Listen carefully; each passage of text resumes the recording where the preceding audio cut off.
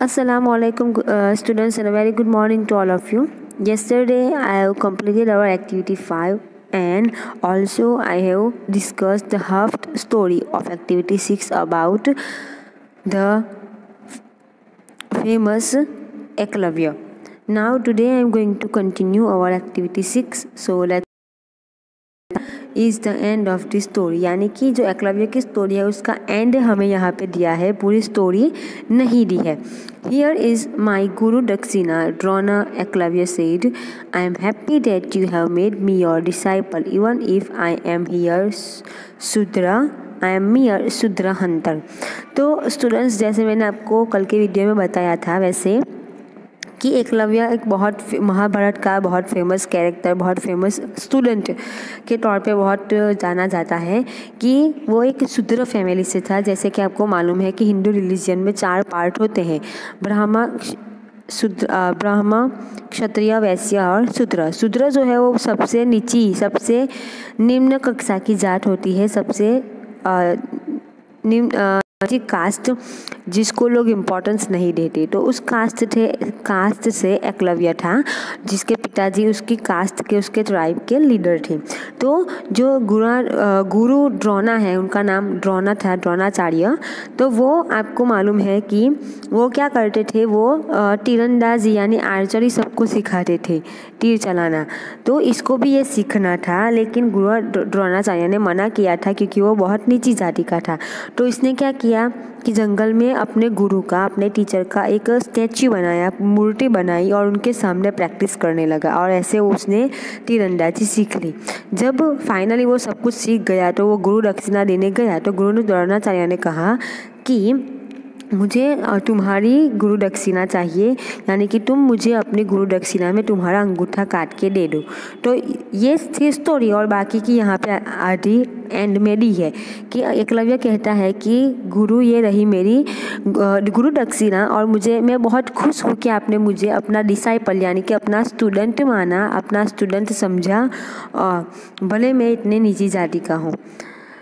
The sag was humbled. He blessed the young archer for his courage. Eklavya, even without your thumb, you will known be as a great archer.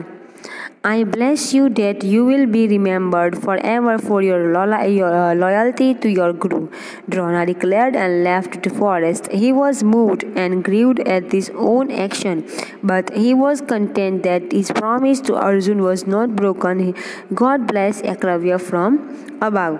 तो गुरु द्रोणाचार्य जब ये देखते हैं तो वो क्या कहते हैं कि जैसे मैंने आपको कहा कि एकलव्य ने गुरु दक्षिणा में अपना अंगूठा काट के दे दिया.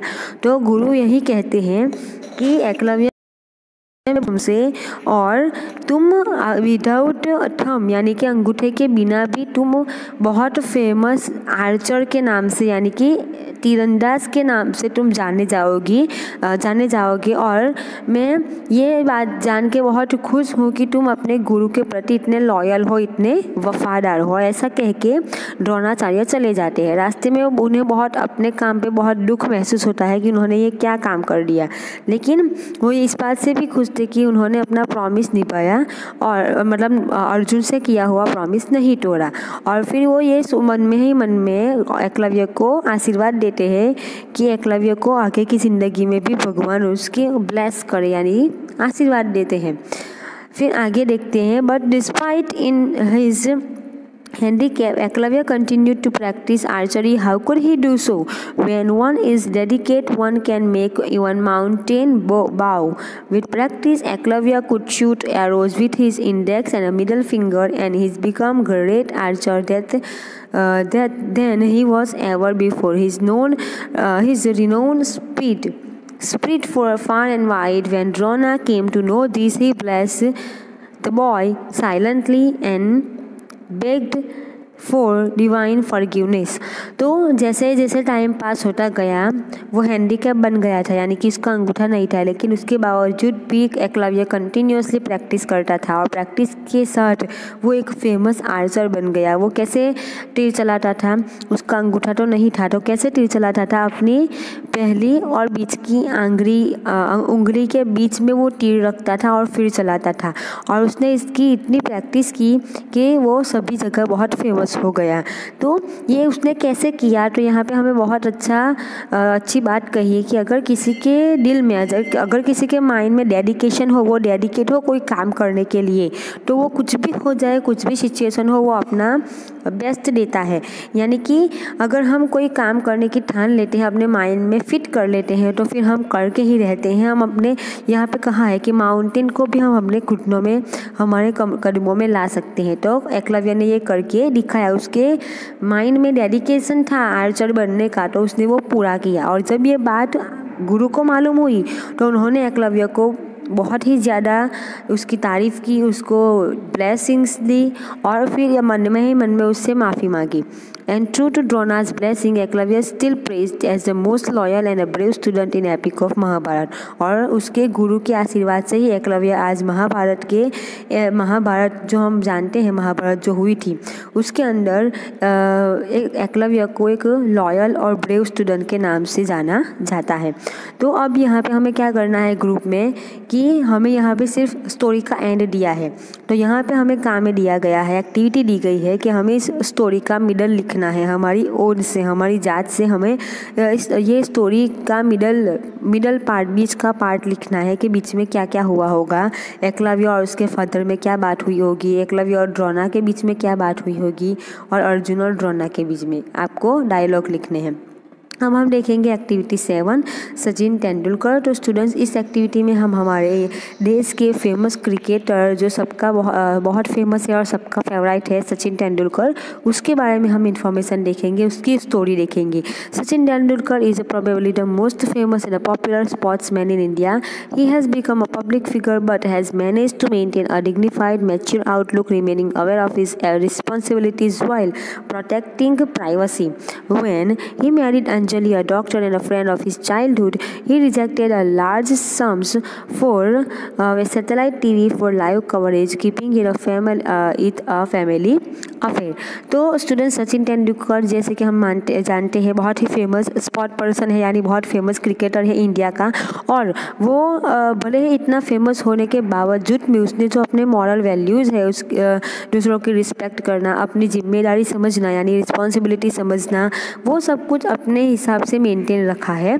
और जब उसने अंजलि नाम की लड़की से, जो एक डॉक्टर है और उसकी बचपन की दोस्त है, तो जब उससे मैरिज किया था तो उसको जब मैरिज के दौरान सैटेलाइट टीवी के ऊपर लाइव फुटेज दिखाने के लिए, लाइव कवरेज दिखाने के लिए सचिन तेंदुलकर को बहुत सारे पैसों की ऑफ़र की थी। ने इस ऑफ़र को ठुकरा दिया सिर्फ इसलिए कि एक फैमिली इवेंट है तो उसको प्राइवेट ही रखना ज़्यादा अच्छा रहेगा। He knows his worth and over the next few years his Anderson are worth $75 million, but he is not a grabber. His father, who was a university professor, taught him a sense of work ethic यानी हमारे moral values, और grabber यानी कि जो संभाल के पैसों को रखता है ना वो। तो सचिन तेंदुलकर ने थोड़े ही सालों में बहुत ग्रैबर यानी कि वन हु कलेक्ट, इकट्ठा करना। तो एक ऐसा पर्सन है सचिन तेंदुलकर कि थोड़े ही सालों में बहुत सारे $75 मिलियन उसके पास थे, लेकिन वो ऐसा नहीं था कि बस पैसों को इकट्ठा करने के पीछे भागे। और उसके पिताजी एक प्रोफेसर थे यानी टीचर थे, तो उन्होंने उसे मॉरल वैल्यूज सिखाए थे जिसके ऊपर सचिन तेंदुलकर चलता है, उसको फॉलो करता है।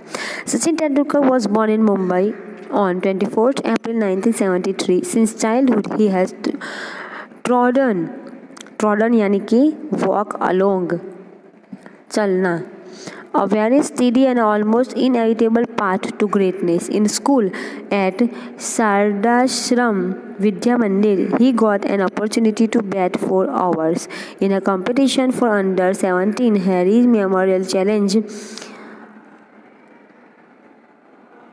Shield He scored his first century for the school at the age of 12 and since then there was no looking back.